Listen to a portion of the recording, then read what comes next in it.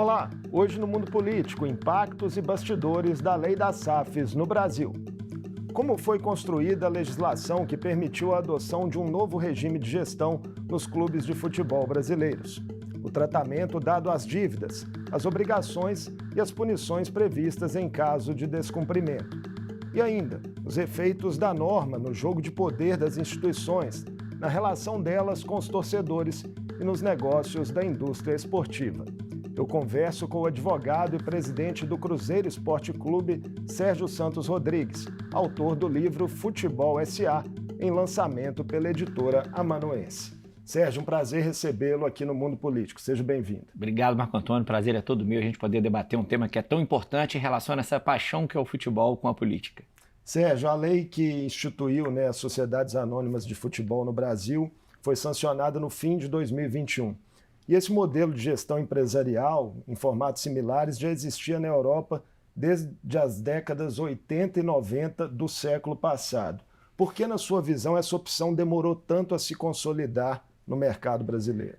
Que, infelizmente, acho que quando a gente fala de futebol sempre demora, né? Embora essas legislações realmente que existem lá, a gente remonta à Itália, década de 80, Itália e França, Espanha e Portugal 90, a gente tem países que nunca tiveram essa legislação, como a Inglaterra, até para ser um sistema de common law, mas que na década de 80 já tinha o Tottenham inaugurando a Bolsa de Valores de Londres vendendo suas ações. Mas no futebol, infelizmente, as coisas demoram. Demorou aqui a entender que gestão era importante para o futebol, a chegar a curso para técnico, a exigência de diploma para técnico, ser técnico, enfim. E acho que aqui a gente também passou, durante a década de 90, naquele modelo de clube-empresa que não foi tão legal da forma como ele estava, instituído pela Lei Zico, depois ratificado pela Lei Pelé. A gente teve uma forma muito ruim de implementação disso. Então acho que as pessoas achavam que a SAF poderia ser algo que queria repetir aquele modelo falho, mas ainda bem que veio a lei e consertou isso e trabalhou de uma forma diferente do que era antes. Quais eram os principais problemas técnicos daquela tentativa ali de modelagem de clube-empresa que foi feita ali entre os anos de 92 e 2002? Dois principais problemas. Primeiro, porque eu acho que o pessoal estava esperando o investidor só colocar dinheiro e não trabalhava o aspecto da gestão. Então, por isso que acho que a grande maioria dos clubes, talvez a exceção do Cruzeiro só, que construiu uma Toca 2, uma sede administrativa e continuou performando em campo, mas Palmeiras, Vasco, Corinthians, todos os clubes que tiveram só aquele modelo de parceria, logo depois que os parceiros saíram, tiveram um problema em campo, inclusive causando rebaixamento. Estamos falando de Parmalat, Hicks Mills. Sim, né? Parmalat com Palmeiras 92, HMTF, que a Hicks Mills fez Cruzeiro e Corinthians, Flamengo e ISL, Vasco, Nations Bank. Se a gente pegar o histórico, todos ganharam alguns títulos, mas logo que essas empresas saíram, eles não fizeram a base, um trabalho de gestão, investimento em infraestrutura, esse tipo de coisa. E o segundo grande defeito daquela lei é que ela não dava o tratamento àquilo que mais precisa, que é a dívida. É a maior inteligência da lei da SAF, é dar o tratamento à dívida, porque esses clubes do modelo associativo chegaram numa dívida bilionária tão grande que ninguém ia querer comprá-los herdando a dívida. Então acho que esse era o principal ponto, que ali atrás não teve sucesso também. Havia também uma rejeição, digamos assim, cultural no Brasil em relação a esse modelo mais empresarial, dado o próprio jogo de poder nas associações esportivas? Ainda há, né, Marco? Porque o futebol, a gente sempre relacionou 100% à paixão. E o mundo inteiro já enxerga não só o futebol, como o esporte, como um negócio. Tanto que eu dedico o início do meu livro a falar dessa indústria do esporte, o tanto que ela é grande, o quanto que valem as equipes, quanto que os jogadores ganham movimento, quanto que as competições movimentam. E aqui ainda é muito atrelado a isso. Havia o receio quando a gente fez aqui de, olha, o empresário vai comprar o clube, mas ele só quer ganhar dinheiro, né? E a gente tenta entender que ele só vai ganhar dinheiro se o clube performar. É um ciclo que vai ter que ser criado a partir daí, virtuoso, que é o que a gente diz. Mas com certeza esse preconceito sempre existiu e ainda existe. Você falou da peculiaridade da lei da SAF em relação à questão das dívidas. Que paralelos é possível fazer entre esse modelo de regulamentação brasileiro e as outras experiências internacionais? Foram feitas ali adaptações ao nosso contexto, né? Eu acho que no que tange a dívida, Marco, não é tão assim, porque assim, lá esses modelos empresariais já começaram sendo criados há tanto tempo que não deu para os clubes acumularem a dívida que os brasileiros acumularam. Eu digo que o maior paralelo que a gente tem hoje da lei da SAF é a lei de recuperação de empresa e falência, que é a lei 11.101 de 2005. Porque quando ela muda aquele regime de concordata que foi criado lá em 1945, essa lei, ao saber tirar a sucessão trabalhista e tributária, ela fomenta que o negócio seja feito preservando a empresa. Então o legislador na lei da SAF foi muito inteligente ao copiar esse modelo de não ter a sucessão automática, embora haja uma responsabilidade subsidiária lá na frente se a dívida não estiver sendo paga, então não há um calote institucionalizado que a gente fala, né? Há um tratamento, há uma forma de se tratar essa dívida, mas a maior inteligência e inspiração que ela teve para mim foi essa, foi a Lei 11.101. Você toca nessa questão, né, de calote. Algumas personalidades do futebol, treinadores e atletas já fizeram críticas à legislação, dizendo justamente que na visão deles seria uma espécie de institucionalização do calote, por supostamente forçar, né, que eles aceitem renegociações de débitos trabalhistas. O que a lei prevê de fato, né, para esclarecer para quem nos assiste, sobre obrigações em relação a esse passivo? A responsabilidade é solidária entre as SAFs e a associação? Não, na verdade, e você fala muito bem, eu inclusive, por causa do exemplo do Cruzeiro, já tive que responder algumas vezes, um deles é o técnico Mano Menezes, que falou diversas vezes sobre isso, só que a gente tem que entender que esse modelo de recuperação ele não é exclusivo do futebol. Hoje a gente vê quantas empresas que passam por dificuldade, não só no Brasil, mas como no mundo inteiro, existe esse regime especial de recuperação quando você tem vários credores, né? E a nossa lei, ela foi muito boa, foi muito bem feita por isso. O que ela diz?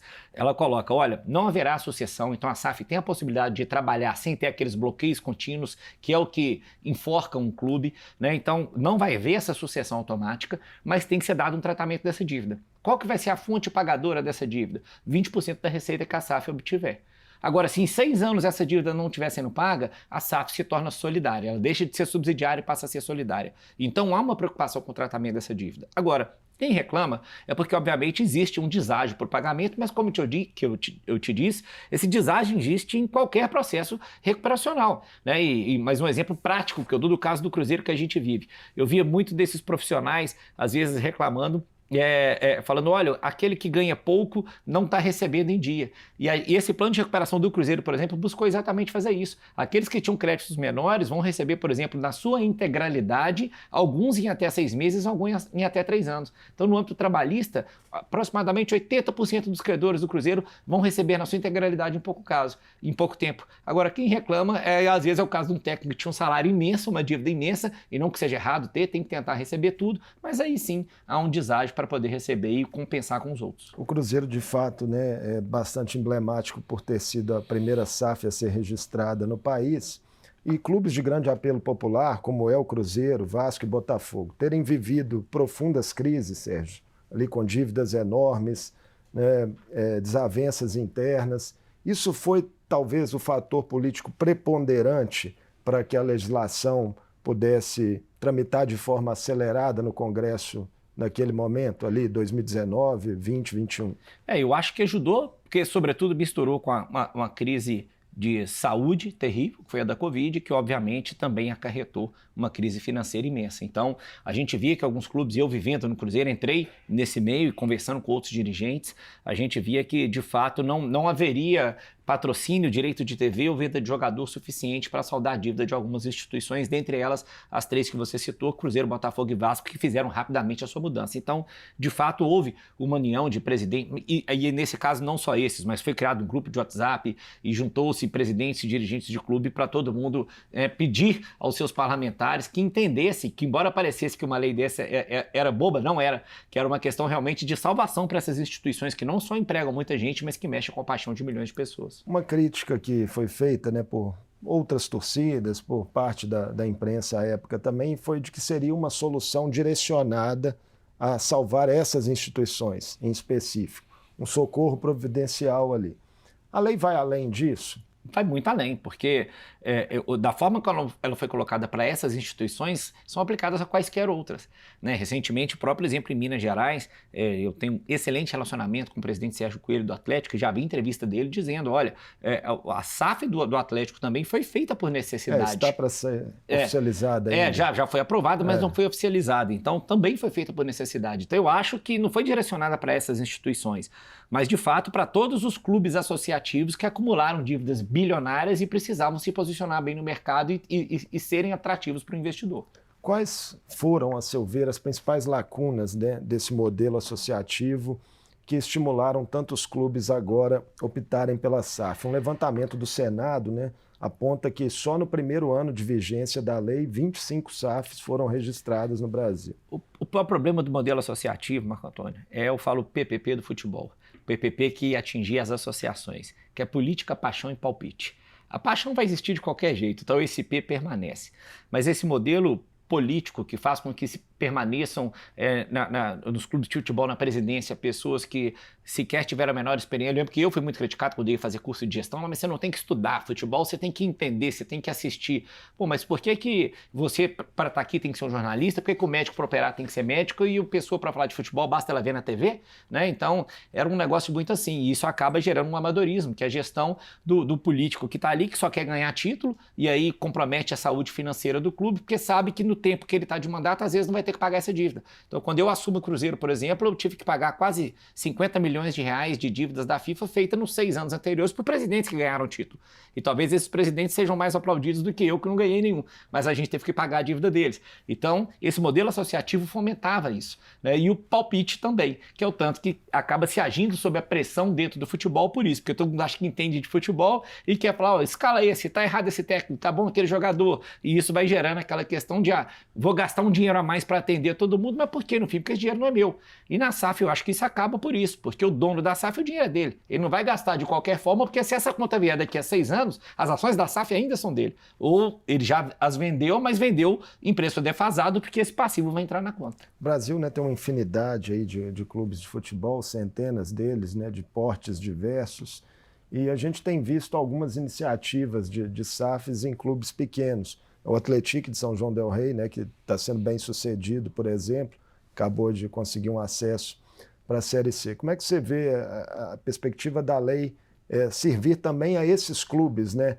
de menor porte, que não sejam, né, clubes de massa, como os casos de Cruzeiro, Botafogo e Vasco? Maravilhosa. Tem um exemplo do Atlético que você citou. Aqui a gente tem o Boston City de Manhuaçu também, já é uma SAF. Temos o Itaberito, que é a primeira SAF originalmente formada como SAF, né, e conseguiu 2 acessos direto. Esse movimento é fundamental porque o modelo SAF, e é isso que eu falo muito no livro, por isso que eu digo que não é um livro jurídico, eu evitei, não ficou aquele livro grande, denso e, entre aspas, chato, com vocabulário juridiquês que a gente diz, porque eu queria que o jornalista lesse, que o apaixonado pelo futebol lesse, contando um caso de uma forma direta. E a premissa básica que a gente coloca aí é isso. Quando a gente fala de sociedade anônima, a gente está falando de mercado. Então, logo, esses clubes menores que estão se posicionando como SAF, eles já estão entrando prontos para o mercado, livre de vícios associativos e prontos para a captação de recursos. Sérgio, vamos esquentar a conversa agora com questões mais políticas, né? Vamos lá, corrupção no futebol. Outro aspecto que merece bastante atenção. Não há registro, né, na história recente do país de dirigentes esportivos que tenham sido efetivamente responsabilizados na esfera civil e criminal por gestões com indícios bastante fortes de terem sido fraudulentas. O que a nova lei sinaliza sobre isso? Né? Há travas contra a impunidade em caso de más gestões de SAFs, que é algo que também pode ocorrer, né? Assim, da primeira parte que você colocou, eu concordo, a gente vive isso na pele, eu tive no Cruzeiro. O civil a gente até conseguiu, na verdade. O criminal, infelizmente, é um processo que tem 8, 9 réus, o Ministério Público até fez sua parte, só que aquele problema de judiciário, de citar, demorar, isso caminhou. Mas no Cruzeiro, especificamente, na minha gestão, a gente entrou com mais de 10 ações cíveis contra os responsáveis, ganhamos várias liminares, fizemos acordo, recuperamos dinheiro para o clube, mas porque teve essa iniciativa, né, da nossa gestão comigo na presidência. Então, no civil, pelo menos, nós fizemos. Eu acho que a mudança para a lei da SAF, essa responsabilidade veio automática pelo exatamente o que eu te falei antes. Esses dirigentes, o que eles faziam, que é o que foi feito no Cruzeiro? Aumenta salário, paga intermediação, coloca bicho alto, enfim. Por quê? Porque não é ele, o dinheiro não é dele e essa conta não vai sair do bolso dele a hora que chegar lá na frente. E a SAF é diferente. Vamos pegar o exemplo, então, para não dizer que eu estou falando só de Cruzeiro, do Botafogo. Se o John Textor resolver lá, não, eu vou contratar um jogador e pagar 4 milhões de salário, o Botafogo não tivesse a receita, esses 4 milhões têm que sair do bolso dele. Por quê? Porque se não sair, vai levar à falência daquela sociedade anônima e ele será a responsabilidade como acionista dela. Então, acho que a responsabilidade vira natural no modelo empresarial. Essa é a grande vantagem. Tem muito dinheiro no futebol, né, Sérgio? Também, e uma preocupação que se tem é em relação ao papel que o esporte cumpre de forma coletiva, né, na promoção de inclusão social, de conscientização em temas sensíveis. Isso ainda é algo incipiente no futebol brasileiro que precisa ser evoluído, assim? Ora, eu acho que isso tem melhorado cada vez mais, Marco. Claro que a gente pode atingir um nível muito maior. Você vai na Europa, praticamente todos os clubes têm a sua fundação. Aqui no Brasil, por causa da dificuldade de se criar uma fundação, dificuldade legislativa mesmo, a maioria foi para criar associações ou até mesmo institutos. O Cruzeiro tem o seu Instituto Palestra Itália, que eu particularmente criei aqui anteriormente, o Atlético tem seu Instituto Galo, né, e vários outros clubes eu sei que adotam esse modelo. E paralelo a isso, a gente tem clube com essa veia social muito forte. Eu destaco várias ações do Fortaleza, do Bahia, do Vitória, seja em nome do combate ao racismo, do combate à violência à mulher, do combate à homofobia, do apoio ao autismo. Recentemente tiveram ações muito legais sobre isso, está tendo agora da prevenção ao suicídio, enfim, eu acho que os clubes têm se engajado cada vez mais. Adoção a cachorro, que é uma pauta política também. O modelo empresarial não pode, de repente, se distanciar dessas questões? Eu acredito que não, porque isso está mais do que comprovado que dentro do aspecto da prática da responsabilidade social, além de você estar fazendo bem, isso valoriza a marca. Você é visto de forma extremamente positiva. E ações como essa repercutem muito, né? Então, eu acho que é o contrário. Eu acho que o modelo empresarial fomenta a prática de responsabilidade social, porque já existem diversos estudos que linkam a valorização da empresa à prática de responsabilidade social. Vamos falar sobre a construção política da lei, né? O projeto original é do presidente do Senado, o mineiro Rodrigo Pacheco, que inclusive, né, prefacia o livro.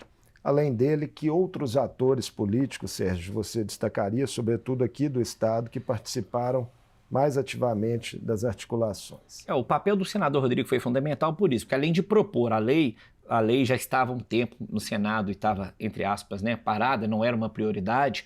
Logo que o senador Portinho do Rio, que além do senador Rodrigo Pacheco ter feito o prefácio do livro, o senador Portinho, que foi o relator da lei, fez o pós-fácio do livro.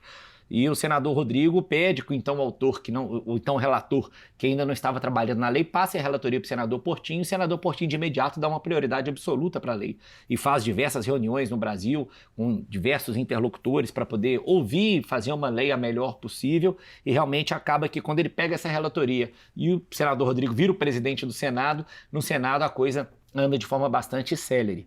E acho que na Câmara dos Deputados também. Acho que ninguém imaginava, todo mundo aqui que assiste e entende o mundo político, que iria se aprovar uma lei em um mês na Câmara dos Deputados.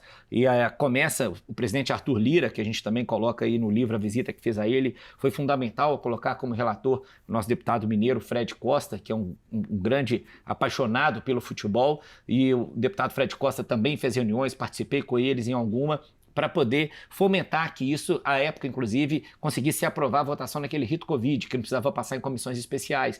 Então, para isso, o deputado Diego Andrade, que foi líder da maioria à época, o deputado Rodrigo de Castro, o deputado Zé Silva, o deputado Tibé, todos que eram líderes de partido mineiros ou presidentes de partido mineiros, foram fundamentais para que isso tudo acontecesse. Claro que cada um dentro dos seus estados também, mas eu digo aqueles com os quais eu falei. Mas houve realmente um movimento muito importante por aquilo que eu falei. Já diria Nelson Rodrigues que o futebol é a coisa mais importante dentre as menos importantes, né? Então, quando todo mundo pensava que isso aí não seria algo fundamental, essas pessoas entenderam que era para a sobrevivência dos clubes brasileiros, sobretudo o Cruzeiro, e ajudaram demais. Não houve algum tipo de lobby contrário também, assim, dificuldade de aceitação em relação à proposta, né? Porque a gente sabe que política e futebol se misturam muito, que no Congresso Nacional tem vários parlamentares, né, ligados ao futebol, ao modelo associativo. A primeira resistência é porque o texto da lei chegou-se a cogitar se seria obrigatório ou não. E quando colocou que não era obrigatório, acho que todo mundo ficou mais tranquilo, porque se fosse obrigatório haveria resistência.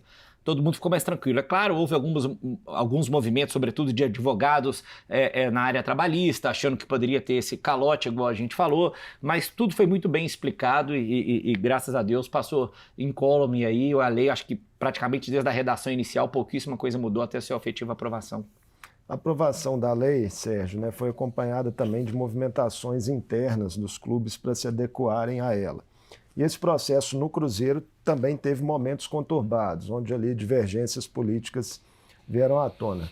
Foram registrados entre analistas também críticas em relação à transparência das decisões e das propostas. Muita gente achou a venda do Cruzeiro, né, ao Ronaldo por 400 milhões de reais um negócio muito favorável ao comprador. O que de fato aconteceu ali, da sua perspectiva, né, e se pode ter faltado transparência em algum momento em relação às propostas que foram apresentadas ao clube?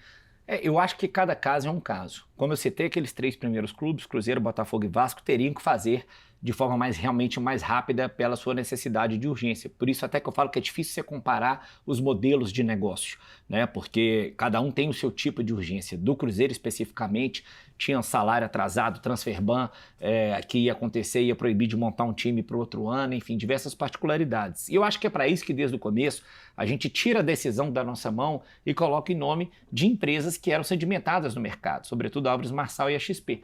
E eu tentava explicar isso aos outros. Gente, a XP ela tem ações na Bolsa de Nova York. Você acha que ela vai se comprometer dentro de uma negociação do Cruzeiro, que tem uma importância fora do comum para nós, mas que em volume de dinheiro tem certeza que não está nem entre os top 10 do que a XP já fez. Então a gente passa a decisão para a área técnica, né? E aí cada um fala o que quer, que é como você mesmo disse. Mas, por exemplo, eu vejo a negociação do Cruzeiro de outra forma. Até deu uma entrevista recente para o Conjur que eles perguntaram, eu falei, para mim é uma negociação que envolve 1,5 bilhão, porque eu estou falando de 400 milhões de investimento e 1,1 bilhão de dívida. Porque como eu disse aqui mesmo, vamos supor que fosse só 400 milhões a compra, comprei por 400 milhões, não cuido da dívida que está para trás. O que acontece daqui a 6 anos? Eu herdo a dívida de 1,1 bilhão.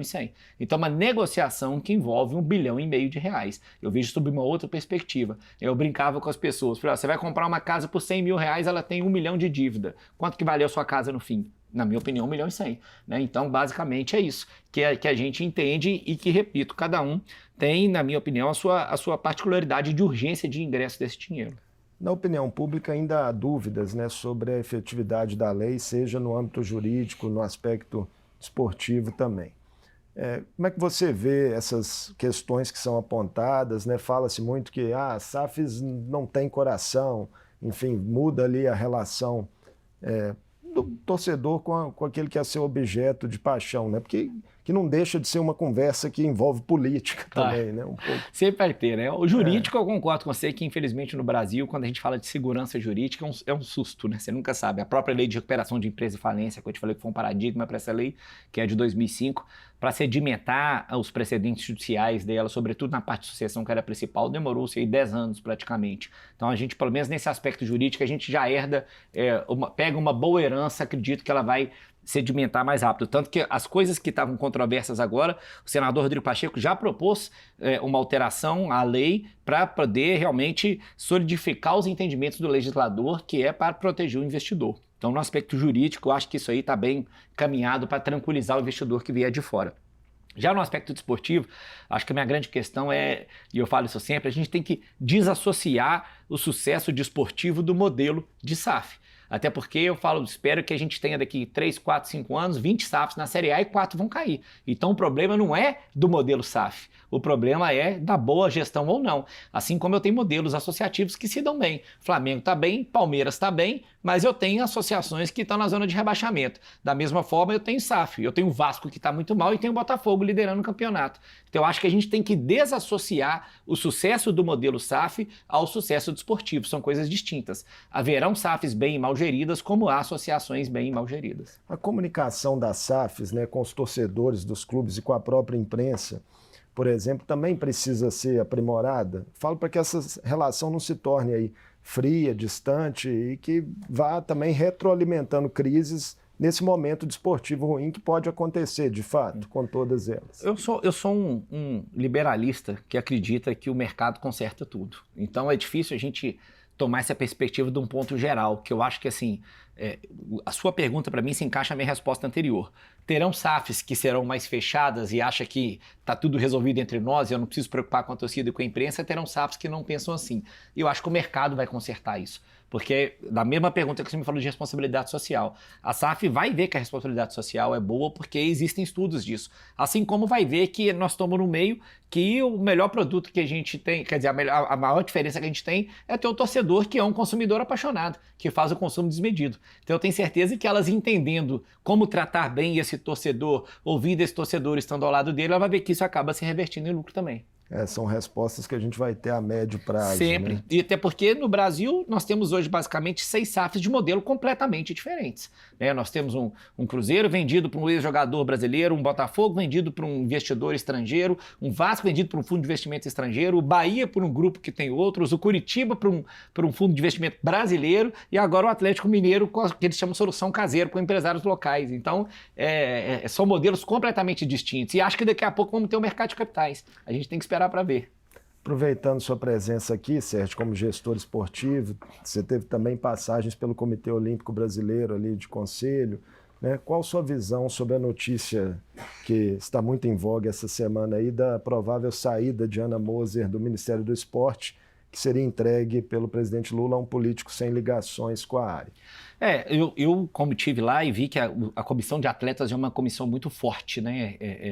Aliás, tem 12 votos lá no Conselho Olímpico, no Conselho de Administração do Comitê Olímpico do Brasil. Eu tive a sorte de ter o apoio deles quando eu me elegi e acho realmente que é importante ouvir quem é da área. Acho que é muito curto prazo para dizer se a ministra Ana Moser, né, ainda ministra, fez um trabalho bom ou ruim, mas eu acho positivo que se tenha pessoas que conheçam a área. Mas não quer dizer que qualquer atleta pode estar lá. Tem que ter preparo, tem que ter gestão, né, tem que ter conhecimento para poder fazer a parte política, que não deixa de ser um cargo político. Então, assim, eu não me sinto capaz de avaliar o que vai ser bom ou ruim, até porque eu não sei o nome que vai ser indicado, né, mas enfim... Fala-se no deputado André Fufuca, deputado do PT. É saudável, eu acho, que você tem especialistas ocupando as áreas, mas não quer dizer também que só porque foi atleta é especialista. Acho que a gente tem que esperar para ver o que vai acontecer. Mas sou favorável só à recriação do Ministério do Esporte. Isso foi uma coisa que realmente no eu sempre falei. Bolsonaro a pasta nem existia. Nem existia. Para você era um equívoco. Como não existe em Minas Gerais, né? Eu que sempre tive no grupo político e tranquilamente declarei, como já botei no meu Instagram várias vezes, votei no governador Zema e acho que faz um excelente governo, mas acho um equívoco uma pasta tão importante, porque esporte não é só esporte. Eu falo que esporte você tem saúde e você tem educação envolvida no meio. Então eu acho realmente um equívoco não existir uma pasta dedicada a essa matéria que é tão importante. Vamos acompanhar as mudanças, né, que virão no governo federal. Sérgio, muito obrigado por essa conversa conosco aqui no Mundo Político. Te desejo sucesso com o livro e quebrando um pouquinho o protocolo, que o nosso Cruzeiro também, que é uma paixão minha, pessoal, desde a infância, siga aí num caminho de reconstrução para voltar a dar alegrias à sua imensa torcida. Obrigado. E já ia até elogiar, já está com a roupa azul aí, que traduz o nosso time, mas eu que agradeço o convite, é sempre um prazer estar aqui na Assembleia, casa que eu sempre frequentei e frequento tanto, tenho tantos amigos, e a gente poder falar sobre um assunto tão importante para toda a sociedade, que é o futebol. Eu que agradeço e deixo o convite para todo mundo ir lá no lançamento do livro. Tem um lançamento, né? Dia 14 de setembro, lá na sede da MAGES, Associação dos Magistrados Mineiros. Vamos ter um bate-papo legal com o ministro João Otávio Noronha, desembargador presidente do TRT, Ricardo Moalen, desembargador Flávio Bozon, do TRF6. A gente vai fazer um bate-papo a partir das 19 horas sobre a lei e depois vamos ter o coquetel de lançamento, o convite aberto para qualquer um que quiser e puder ir lá. Obrigado. Eu conversei com o advogado e presidente do Cruzeiro Esporte Clube, Sérgio Santos Rodrigues, autor do livro Futebol S.A. A obra lançada pela editora Amanuense traz reflexões históricas, jurídicas e econômicas sobre a implantação das sociedades anônimas do futebol em clubes brasileiros e também bastidores das articulações pela aprovação da lei no Congresso em 2021. O Mundo Político fica por aqui. Obrigado por nos acompanhar. Até o próximo programa.